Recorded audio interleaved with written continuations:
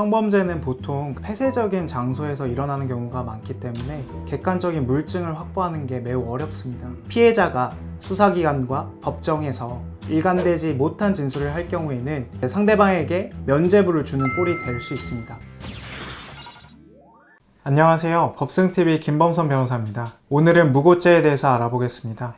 무고란 타인에게 형사처벌을 받게 할 목적으로 공무원에게 신고를 하는 것을 말합니다. 무고는 객관적 물증이 발견하기 어려운 성범죄에서 많이 발생하는데요. 과연 그 이유는 무엇이고 어떻게 대응하여야 하는지에 대해서 저의 도움을 통해 위기를 넘긴 의뢰인의 사례를 통해 자세히 살펴보겠습니다. 오랜만에 클럽을 찾은 법승양. 어두컴컴하고 복잡한 상황 속에서 성추행 피해를 당하고 말았습니다. 의뢰인의 신고로 현장에 출동한 경찰. 그렇게 사건이 끝나는 줄 알았지만 그로부터 얼마 뒤 사건의 피의자로 경찰 수사를 받게 된 의뢰인. 대체 어떻게 된 일일까요? 친구들과 클럽에 놀러 갔다가 상대방으로부터 강제추행을 당한 의뢰인. 그 일로 다툼이 벌어졌고 결국 의뢰인은 상대방을 강제추행과 폭행으로 고소하기에 이릅니다. 그러나 상대방은 법원으로부터 무죄를 선고받았습니다.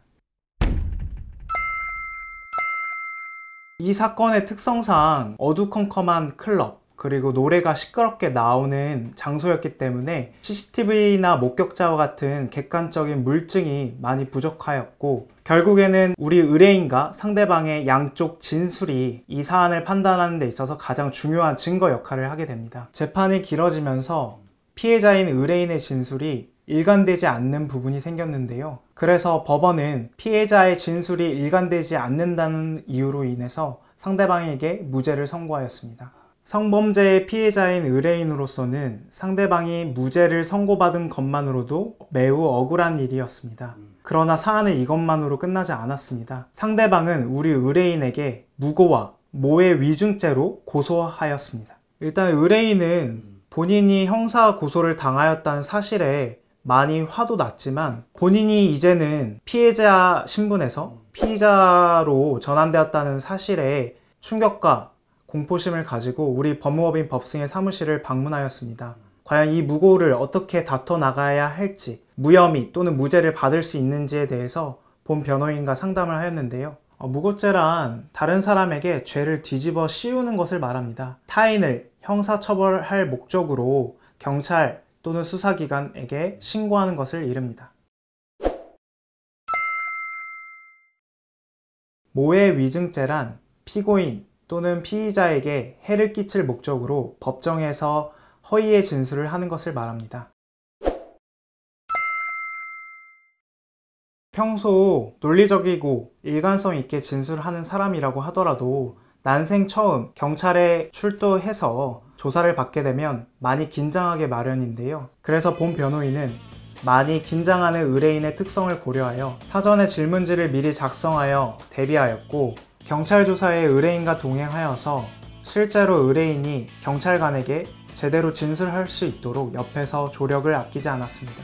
조사 이후에는 경찰에 별도로 제출하는 변호인 의견서를 통해서 사안을 꼼꼼히 분석하였고 이를 토대로 고소인의 주장을 하나하나 반박해 나갔습니다. 그리하여 위 변호인 의견서의 내용을 살펴보면 무고죄에 대해서는 단순히 상대방이 무죄 또는 무혐의를 받았다고 해서 피해자인 의뢰인의 진술이 배척되어서는 안 된다는 점을 강조를 하였고 모해 위증죄에 대해서는 해를 끼치려는 목적이 없었음은 물론 법정에서 본인이 기억하는 대로 사실대로 진술하였음을 드러내었습니다.